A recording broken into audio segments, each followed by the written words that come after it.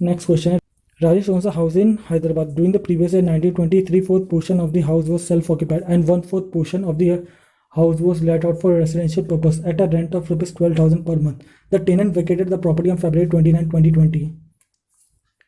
The property was vacant during March 2020. Rent for the period rent for the month of January 2020 and February 2020 could not be realized in spite of the owner's effort. All the conditions prescribed in the Rule 4 are satisfied. Municipal value of the property is 4 lakh per annum. Fair rent is 4,40,000 per annum and standard rent is 4,80,000. He paid municipal taxes at the rate 10% of municipal value during the year. A loan of rupees 30 lakh was taken by him during the year 2010 for acquiring the property. Interest on loan paid during the previous year 2019-20 was 1,48,000. Compute Rajesh income from house property for assessment year 2020-21.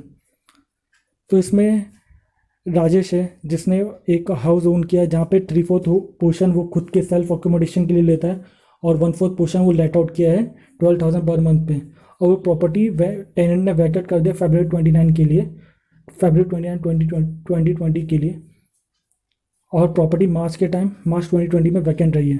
Rent for the month of January and February could not be realise, और सभी condition fulfil कर दिए है.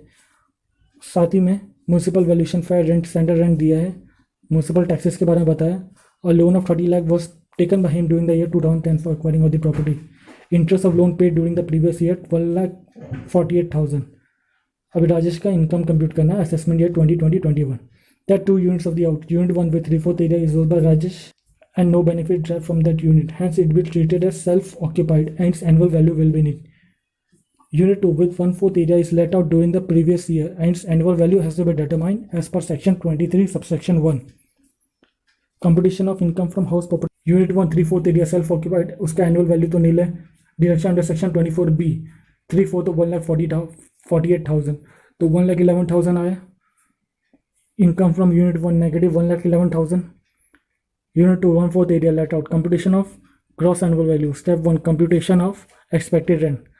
तो expected rent है higher और municipal valuation fair rent, जिसका भी हायर होगा वो फेयर स्टैंडर्ड रेंट से कंपेयर किया जाएगा और जो भी लोअर होगा वो एक्सपेक्टेड रेंट हो जाएगा. यहाँ पे 1,10,000 एक्सपेक्टेड रेंट आएगा. Computation of actual rent receivable. तो प्रॉपर्टी वैकेंट हुई है 1 अप्रैल 29 फरवरी 2020, यानी वो साल के 11 महीने ऑक्यूपाइड रही है. तो 12,000 रेंट था, 12,000 इंटू 11 हो गया 1,32,000 माइनस अनरियलाइज रेंट था फरवरी और जनवरी के लिए, जिसका 12,000 इंटू 2 तो हो गया 1,08,000. GAV is the higher of expected rent and actual rent receivable. Where the let out property is vacant for the part of the year and owing to such vacancy, actual rent is lower than the expected rent, then the actual rent would be the GAV of the property. तो यहाँ पे actual rent 1,08,000 GAV बन जाएगा क्योंकि property part of the year के लिए vacant थी और इसीलिए उसका एक्चुअल वैल्यू कम हो गया.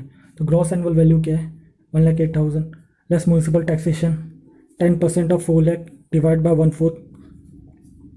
नेट एनुअल वैल्यू आ गया less deduction under section 24 30% of NAV और बोरोड कैपिटल का 1/4. तो इनकम फ्रॉम सेकेंड यूनिट आ गया आपका 31,600.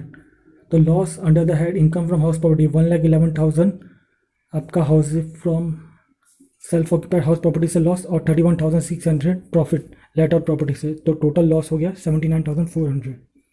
अगर आपको ये एक्सप्लेनेशन अच्छा लगा हो तो चैनल को सब्सक्राइब करके कमेंट कर दीजिए. Thank you.